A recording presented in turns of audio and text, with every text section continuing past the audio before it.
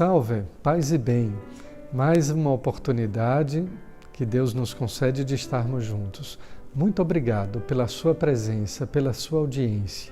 Caminhemos juntos nesses minutos de reflexão, de escuta da Palavra de Deus.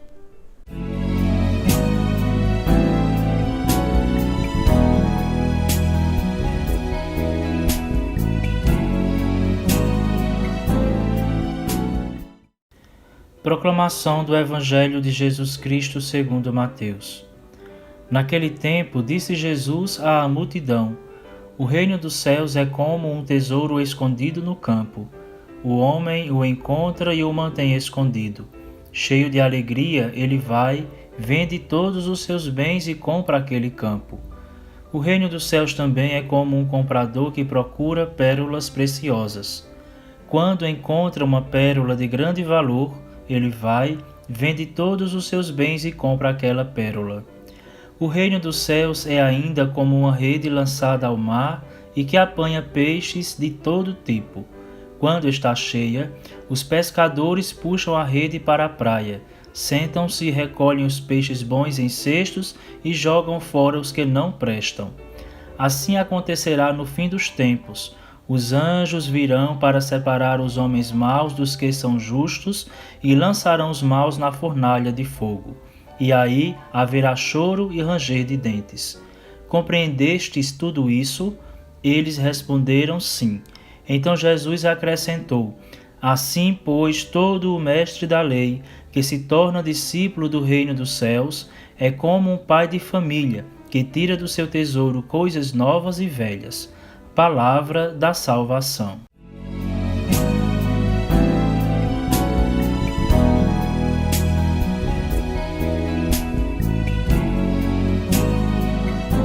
Minha saudação fraterna e franciscana de paz e bem.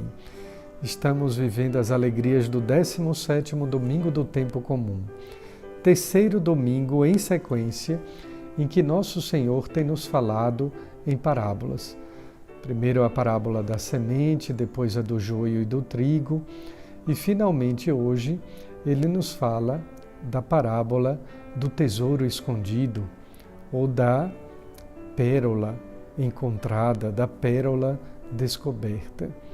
Mas façamos o percurso de toda a liturgia da palavra, que muito tem a ver, inclusive a primeira leitura, com a sabedoria de quem encontra, a sabedoria, aliás, de quem procura a grande riqueza da sua vida. De fato, na primeira leitura do livro dos Reis, existe aquela famosa oração de Salomão, em que Salomão, ainda adolescente, porém já rei, já governante, faz um pedido a Deus.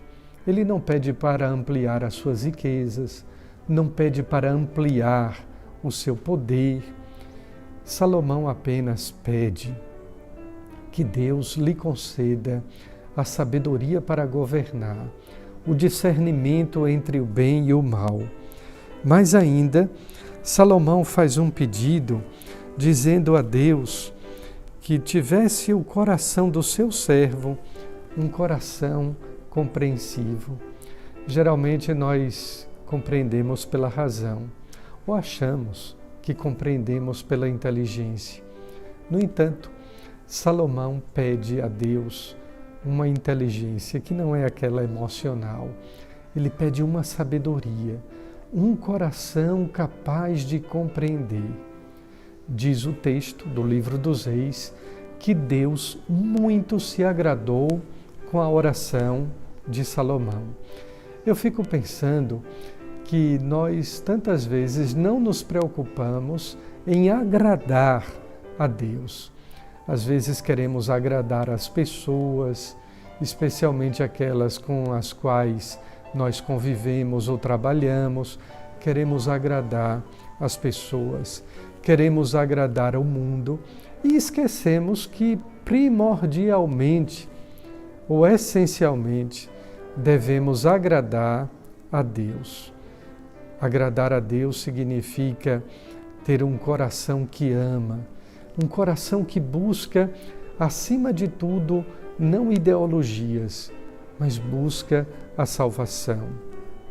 Aliás, todo o capítulo 8º da carta que São Paulo escreveu ao povo de Roma, aos romanos da sua época, possui essa sabedoria espiritual. Vejam como ele diz no primeiro versículo versículo 28 do capítulo 8º, que também é uma frase-chave, uma frase clichê, que muito nós utilizamos quando São Paulo diz: tudo contribui para o bem daqueles que amam a Deus, daqueles que são chamados para a salvação. Mas notem bem, tudo contribui para o bem daqueles que amam a Deus.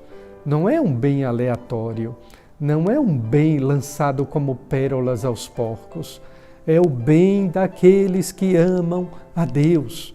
Não podemos perder de vista esse foco. E finalmente então chegamos ao Evangelho, a parábola do tesouro escondido.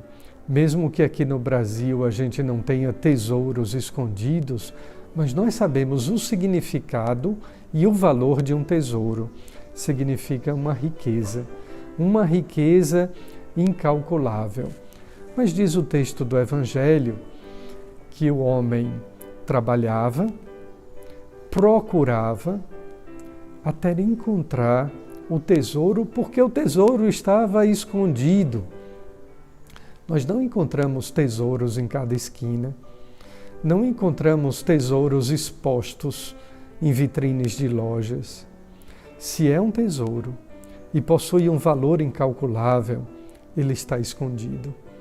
Necessariamente eu, você, todos nós temos que trabalhar, procurar até encontrar esse tesouro. Isso é difícil. Não é uma tarefa fácil.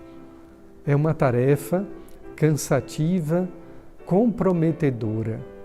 Mas ao mesmo tempo também, diz o texto do Evangelho, que aquele homem que encontrou o tesouro, depois de muito procurar, depois de tanto trabalhar, quando ele encontrou, ele teve uma alegria imensa. A alegria de quem encontra Deus como seu tesouro de vida é uma alegria única, é uma alegria incomparável. Não é a mesma alegria de passar no vestibular, de um concurso. Não é a mesma alegria do dia do casamento. Não é a mesma alegria do dia da formatura. Não é a alegria de ter ganho um carro 0 quilômetro de presente. A alegria de quem encontra Deus é totalmente outra. É uma alegria diferente, única e especial. E o que aquele homem faz então com esta alegria? Ele sai correndo, vende tudo o que tem para comprar o campo onde estava o tesouro até então escondido. Aquele homem, na verdade, era um investidor, não um investidor da Bolsa de Valores, não um investidor econômico. Foi o homem que, descobrindo a única riqueza da sua vida, o tesouro incalculável e inestimável que é Deus, ele se desfez de tudo. Ele vendeu tudo o que tinha, porque tudo o que ele possuía se tornou relativo diante de Deus. É sempre assim, queridos irmãos. Quando nós descobrimos em Deus o tesouro, a pérola preciosa, a gente tem esse instante de sabedoria. Todo o resto se torna resto. Ou como dizia São Paulo numa outra expressão sua, tudo mais se tornou lixo, porque ele descobriu o essencial da sua vida, a coisa mais importante do seu ser, de toda a sua existência, que é Deus. Que Ele possa ser para você, em sua vida, este tesouro, mas que você possa também trabalhar, procurar, até você achar no seu dia a dia, na sua existência, esse tesouro escondido, mas que se abre para você. E vem aí a sempre charmosa e amiga Lunara Aires, também com a sua pérola preciosa, que é a Palavra de Deus no Papo de Cruz.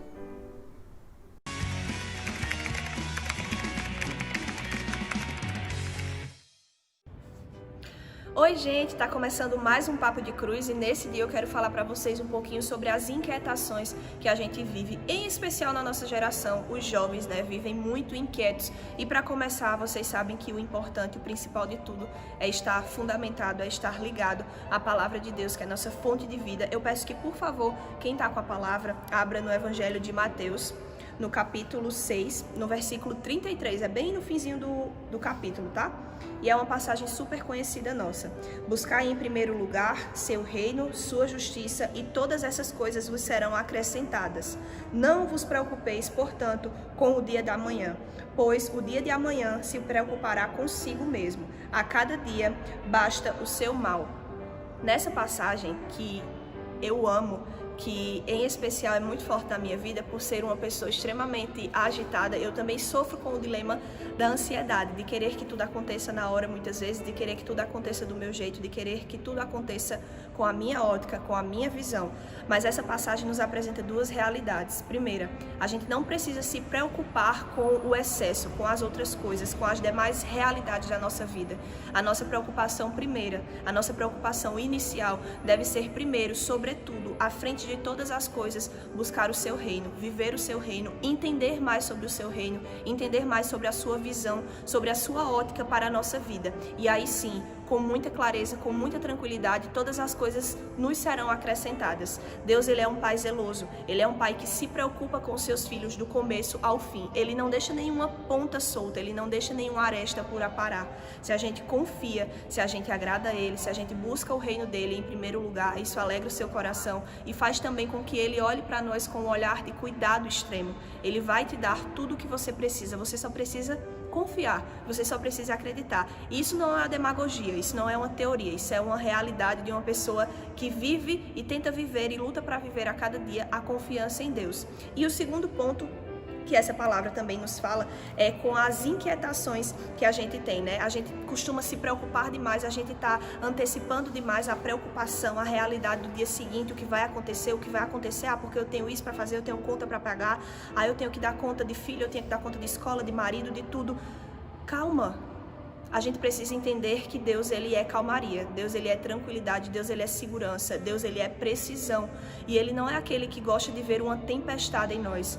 Jesus, ele é aquele que, enquanto caminhava na terra, ele acalmou a tempestade. O Filho de Deus, ele acalmou a tempestade. E isso deve ser tomado na nossa realidade. Deus não quer um coração inquieto, um coração perturbado, um coração agitado. Até porque à medida que a gente olha para o dia seguinte, a gente deixa de contemplar as graças que Deus derrama no dia presente. Então, para hoje, para essa nossa partilha, que fique registrado em primeiro lugar. Busque o reino de Deus, busque tudo o que é do entendimento do coração de Deus, busque tudo aquilo que Deus deseja falar a você. E a segunda observação sobre essa passagem de hoje é que você não precisa se inquietar, se agitar, deixar o seu coração confuso, porque isso não é um coração agradável aos olhos de Deus. Esse coração não corresponde à realidade de um filho de Deus que conhece a potência, que conhece o cuidado do Deus a quem nós servimos. Então, busque o reino de Deus sobre todas as coisas e todas as outras coisas vos serão acrescentadas, e viva a calmaria de cada dia. Observe a graça que Deus derrama a cada dia e não a tempestade que pode acontecer no dia seguinte. Amém? Por hoje eu encerro minha participação aqui no Papo de Cruz.